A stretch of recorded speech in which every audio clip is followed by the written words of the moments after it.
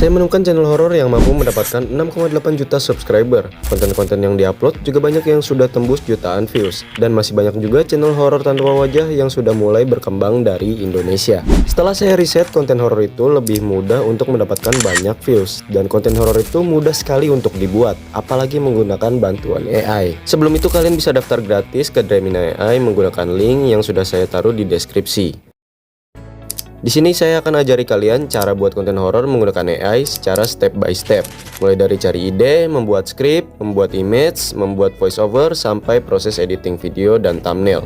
Tapi nggak hanya itu, nanti saya juga akan memberikan tips cara cari judul yang menarik dan tips agar kontennya itu bisa viral. Dan saya menggunakan HP saja.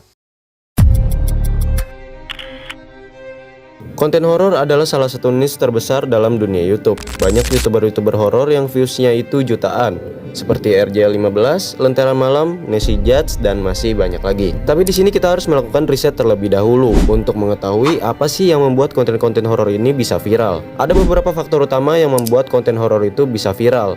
Di antaranya memacu adrenalin. Alasan konten horor itu lebih gampang viral adalah membangkitkan rasa takut dan sensasi adrenalin pada penonton. Hal ini bisa membuat penonton penasaran atas apa yang akan terjadi selanjutnya. Yang kedua, ceritanya fresh dan baru. Orang-orang zaman sekarang itu biasanya mengikuti tren di sosial media. Jika ada berita yang lagi heboh, itu bisa membuat daya ketertarikannya itu meningkat. Makanya beberapa konten-konten horor itu menceritakan cerita-cerita terbaru, seperti misteri suara ketukan pintu di Kerawang, kisah horor di pabrik gula, dan lain-lain. Lalu ceritanya juga relate dan relevan. Konten yang relate dan relevan juga dapat menjadi faktor mengapa konten horor itu lebih gampang viral, seperti kisah horor dari driver ojol, kisah horor saat di kantor, kisah horor saat di kampung, dan lain-lain. Lalu apakah bisa membuat konten horor menggunakan AI, apalagi tanpa wajah? Ya, jawabannya bisa banget. Pertama, kita harus menyiapkan beberapa material konten, diantaranya ide konten, naskah video, image yang nanti akan kita buat di Dramina AI, voiceover, dan thumbnail.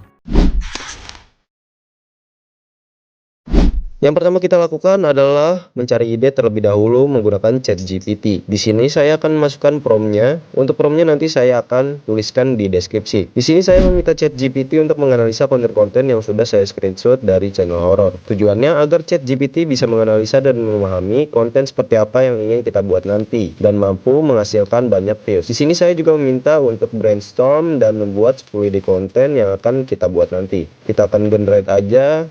Nah, di sini kita sudah mendapatkan 10 ide untuk referensi konten yang akan kita buat nanti. Dalam mencari ide untuk channel horor nggak harus menggunakan ChatGPT, kecuali idenya sudah benar-benar habis dan lagi nggak ada cerita horor yang lagi tren. Misalnya ada cerita yang lagi tren, buat aja ceritanya, nggak usah pakai ChatGPT. Setelah idenya sudah dapat, kita akan lanjut membuat skrip. Di sini kita akan lanjut menggunakan ChatGPT untuk membuat skripnya. Ini prompt yang akan saya gunakan. Saya minta ChatGPT untuk menuliskan skrip pada ide nomor 4. Ya, dan saya juga buat perintah ke ChatGPT untuk membuatnya menjadi narasi dan menggunakan hook yang kuat. Di sini saya juga minta ChatGPT untuk membuatkan deskripsi prompt untuk image yang akan kita buat menggunakan Dramina AI. Lalu saya juga minta durasinya. Di sini saya minta kisaran 3-5 menit. Kalian juga harus cek-cek dulu untuk durasi konten horor yang disukai itu biasanya berapa. Saya minta 3 menit, itu hanya untuk keperluan tutorial saja. Nah, di sini sudah jadi skripnya dan di sini kita juga udah dikasih prompt untuk gambar yang akan kita buat nanti. Dalam membuat narasi kita harus baca-baca lagi biar enak dibaca juga nanti dan enak didengar ya. Narasinya juga nggak harus sama, bisa diubah juga kata-katanya, jadi nggak harus sesuai skrip. Sesuaikan juga dengan personal branding channel, modifikasi lagi agar nggak 100% buatan AI dan juga dapat memaksimalkan keunikan yang dimiliki dalam konten kita.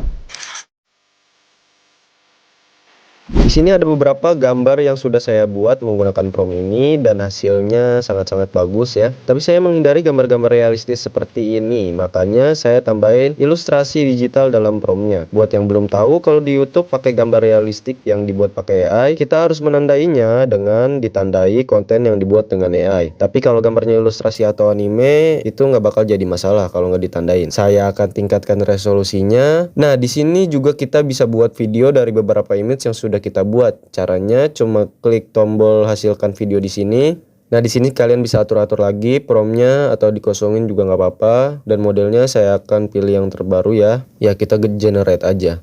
Ya, tapi sayangnya menunggunya sangat lama, sekitar 3 jaman. Mungkin karena saya nggak pakai yang pro. Tapi itu nggak masalah, kita nggak akan pakai juga videonya. Kalian cukup ulangi aja langkah-langkah tadi untuk membuat gambar.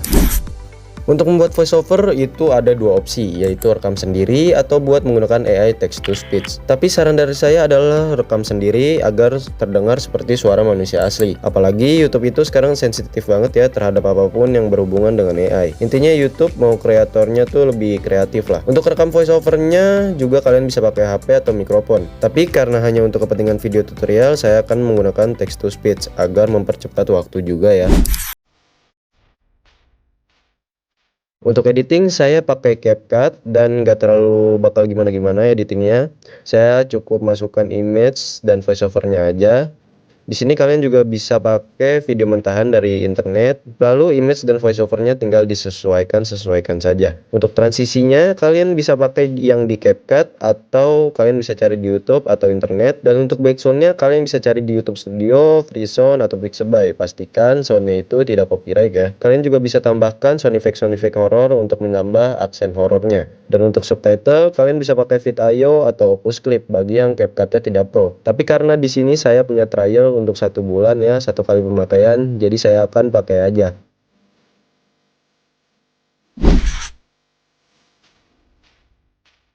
Setelah video diedit, kita kembali dulu ke ChatGPT dan minta untuk membuatkan prompt untuk gambar yang akan kita buat ke Gemini AI. Kita tinggal copy paste aja dan modifikasi promptnya. Kualitas saya set ke 1K.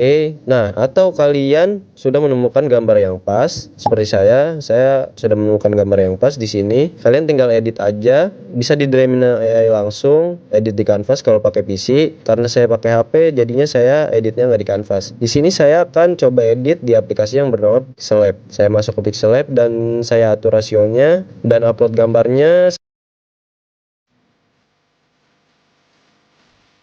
Saya hanya akan menambahkan teks seperti ini. Oke, sudah jadi. Dalam penguploadan video kalian harus cek lagi videonya udah bagus kah, thumbnailnya udah oke kah, dan judulnya harus benar-benar menarik. Dalam referensi judul kalian bisa pakai ChatGPT atau kalian bisa brainstorm sendiri. Pastikan judul dan thumbnailnya itu mendapatkan spotlight dari video-video channel lain ya. Dan kalau bisa judulnya itu jangan terlalu panjang. Untuk konten horor sih biasanya thumbnailnya yang lebih dipentingkan ya. Kalau judul biasanya agak panjang juga nggak apa-apa. Nah, ini adalah hasil video yang tadi sudah kita buat. Bus malam jurusan Jakarta-Bandung itu berangkat pukul 11 malam. 30 penumpang naik dengan wajah lelah tapi lega. Mereka mungkin berpikir akan tiba di Bandung sekitar subuh, tepat waktu untuk menyambut pagi. Tapi mereka tidak tahu, malam itu adalah perjalanan terakhir mereka. Karena bus itu tidak pernah sampai tujuan. Dan hingga hari ini, tak satu pun dari mereka ditemukan. 18 Maret 2022. Sebuah bus malam bernama Mitra Jaya Trans bersiap meninggalkan terminal Pulau Gebang, Jakarta Timur. Bus itu tampak biasa. Supirnya bernama Pak Surya, pria paruh baya yang dikenal ramah dan berpengalaman. Ia ditemani kernet muda bernama Andi, baru 1 bulan bekerja. Penumpang malam itu beragam, mulai dari ibu-ibu, mahasiswa, hingga seorang bayi yang tertidur di pelukan ibunya. Semua tampak normal. Tidak ada yang curiga bahwa malam itu akan menjadi mimpi buruk yang tidak akan pernah mereka bangun darinya. Sekitar pukul 2 dini hari, bus mulai memasuki tol Cipularang. Langit gelap, kabut mulai turun perlahan, tapi ada yang aneh. Di kilometer 72, radio komunikasi bus mulai mengeluarkan suara aneh, desisan, seperti suara orang berbisik. Tidak jelas apa yang dikatakan, tapi membuat bulu kuduk berdiri. Pak Surya mulai merasa tidak nyaman. Ia memperlambat laju kendaraan. Andi, yang duduk di dekat pintu, tiba-tiba menegang. Ia melihat sesuatu berdiri di tengah jalan. Sosok tinggi, diameter tidak bergerak. Sosok itu hampir menyentuh atap bus, dan hanya tampak sekelebat sebelum menghilang di balik kabut. Penumpang mulai gelisah. Beberapa terbangun. Ada yang membaca doa dalam hati, ada yang mencoba mengabaikan. Tapi suasana di dalam bus mulai berubah. Pukul 3 pagi, Pak Surya mencoba menghubungi pos kontrol. Suaranya terdengar tergesa. Mitra Jaya 04 melapor. Kami ada gangguan di kilometer 74. Kabut tebal, penumpang mulai resah. Itu adalah komunikasi terakhir dari bus tersebut. Setelah itu, hening, sinyal menghilang. Tidak ada pesan masuk, tidak ada jejak. Bus itu tidak pernah sampai di terminal Lewi Panjang, Bandung. CCTV terakhir hanya menangkap bus memasuki ruas tol, tapi tidak pernah keluar. Pihak kepolisian dan keluarga panik. Pencarian dilakukan, tapi hasilnya nihil. Tidak ada tanda kecelakaan, tidak ada bangkai bus, tidak ada serpihan. Seolah bus itu lenyap. 2 minggu berlalu. Lalu muncul laporan mengejutkan. Seorang pengendara motor malam melapor melihat bus tua terparkir di tengah hutan dekat Purwakarta. Lokasinya jauh dari jalan utama. Saat polisi tiba di sana, mereka menemukannya. Sebuah bus dengan logo Mitra Jaya Trans, tapi kondisinya berbeda. Bus itu karatan, jendelanya kotor, seperti sudah ditinggalkan bertahun-tahun. Anehnya plat nomor dan ciri-cirinya persis sama. Di dalam bus, tidak ada seorang pun, tapi ada bekas tangan di kaca belakang, seperti seseorang pernah menempelkan wajah dan tangannya dari dalam, tapi tidak pernah keluar. Hingga hari ini, tidak ada yang tahu kemana perginya ke-30 penumpang dan 2 awak bus itu. Perusahaan Mitra Jaya Trans ditutup. Tidak ada bos lain yang menggunakan nama itu lagi. Namun, konon, jika kamu berkendara di tol Cipularang antara jam 2 sampai 3 pagi, kadang terdengar suara klakson samar di kejauhan. Kadang terlihat lampu bus menyalip cepat lalu menghilang dalam kabut. Dan jika kamu melihat bus tua dengan logo Mitra Jaya Trans, jangan menoleh, jangan balas klaksonnya, karena mereka mungkin ingin kamu ikut ke tempat mereka berada sekarang.